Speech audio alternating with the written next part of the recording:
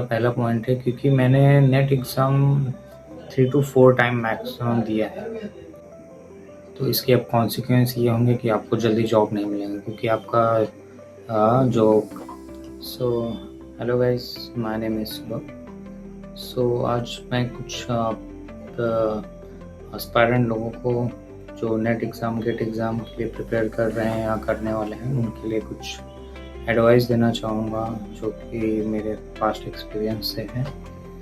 सो मेरा फर्स्ट ये एडवाइस रहेगा कि आप अपने हेल्थ को इग्नोर ना करें।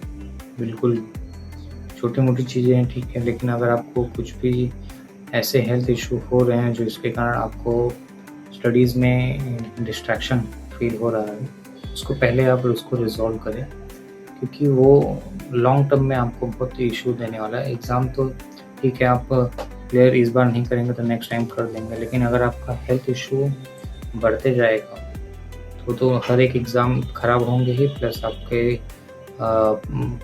लॉन्ग टर्म इफ़ेक्ट बहुत ज़्यादा हो जाएंगे और सीवियरिटी भी बढ़ जाएगी। सो आप हेल्थ आपके बहुत अच्छा रखें। सो उसके लिए आप क्या कर सकते हैं, आप वो देख लीजिए। अगर आप कुछ है डॉक्टर को दिखा लीजिए और उसको, अगर आपकी अच्छी हेल्थ है तो उसको मेंटेन रखिए। सो ये एक मेरा पहला पॉइंट है क्योंकि मैंने net exam 3 to 4 time maximum दिया है। सो ये सब मैंने चीज़ें सीखी हैं जो मुझे लगता है कि मुझे पहले ध्यान देनी चाहिए थी, क्योंकि मोस्ट ऑफ देम क्या सोचते हैं कि हम एग्ज़ाम दे देंगे, 6 महीने की बात है, उसके बाद क्लियर हो जाएगा तो फिर हम आराम से अपना हेल्थ चेकअप या जो भी है चीज़ें रिज़ॉल्व कर लेंगे, लेकिन पहले एग्ज़ाम पे ही पूरी फोकस करते हैं, जो कि बहुत ही गलत बात है। पहले आपको अपने हेल्थ को ही प्रायोरिटी देनी चाहिए, उसके बाद ही कोई चीज़ आती है। सो ये हो गया हेल्थ।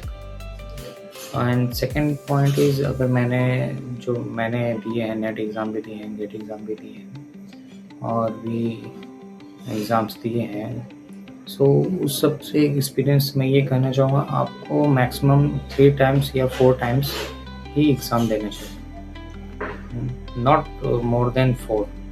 मैक्सिमम ट्राई करिए 3, और अगर पॉसिबल है, आपको लग रहा है कि नहीं इस बार हो जाएगा तो मैक्सिमम 4 टाइम देने के पहले आपको सारे डिसीजंस लेने पड़ेंगे, बहुत सारी कंडीशंस आप अपने आप साइड के देखिए कि फाइनेंशियल कंडीशन कैसी है और आपका स्किल्स इम्प्रूव, मतलब जो वीकनेस था वो इम्प्रूव हुआ है कि नहीं, आप अपने वीक पॉइंट्स पे काम किए हैं कि नहीं, लास्ट टाइम का स्कोर कितना था क्या, तो वो सब जजमेंट लेने के बाद, और आप, बिकॉज ये इसलिए ज़रूरी है क्योंकि क्या है ना कि जैसे आप एग्ज़ाम ये तो एक बहुत ही साइकिल जैसा हो जाता है कि हर 6 महीने बाद जैसे आपने एग्ज़ाम दिया, 1-2 महीने जहाँ पे तो फिर से एग्ज़ाम आ रहा है, साथ में गेट का भी आ रहा है, तो एक लूप हो जाता है, तो उसमें आप फँस जाएंगे। और जैसे इसमें ऐसे फँस जाएंगे कि आपके 1 साल, 1.5 साल, 2 साल तो आपको समझ में नहीं आया कब चले गए प्रिपरेशन करने में।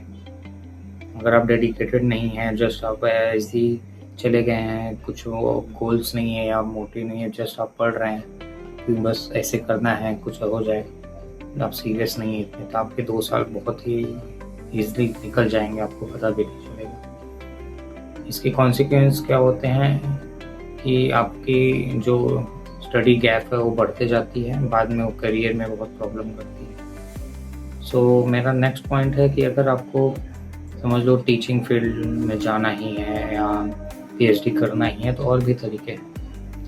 पहला तरीका है, चलो नेट एग्ज़ाम ये सब क्वालिफाई करके जाएंगे तो आपको बहुत सारे अलाउंस मिलेंगे, ये सब मतलब स्टाइपेंड्स मिलेंगे। सो वो तो ठीक है, लेकिन अगर आपको करना ही है और आपसे एग्ज़ाम नहीं निकल रहा है तो आप सिंपल है, सेट एग्ज़ाम दे दीजिए।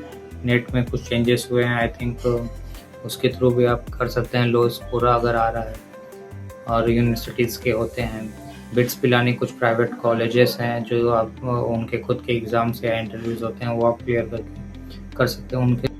सो आप बीएड का फॉर्म भर दीजिए, साथ में वो कॉलेज जाके या एक बिना कॉलेज जाना भी है, सिर्फ एग्ज़ाम के लिए जाना, करस्पॉन्डेंस टाइप आप वो कर दीजिए। एटलीस्ट ये तो होगा, और आपके पास रहना चाहिए कि ऐसा नहीं कि आपने एग्ज़ाम क्वालिफ़ाई नहीं किया तो आपके हाथ में कुछ भी नहीं हुआ और बहुत बड़ा रिग्रेट हो जाएगा। बेटर है कि आप साथ में कुछ करना भी चालू करते हैं। अगर आपकी प्रिपरेशन अच्छी हो गई है, अब आपको लग रहा है निकल जाएगा तो ठीक है, नहीं निकलेगा तो सही प्लान बी तो होना चाहिए आपके बैक ऑफ द माइंड में।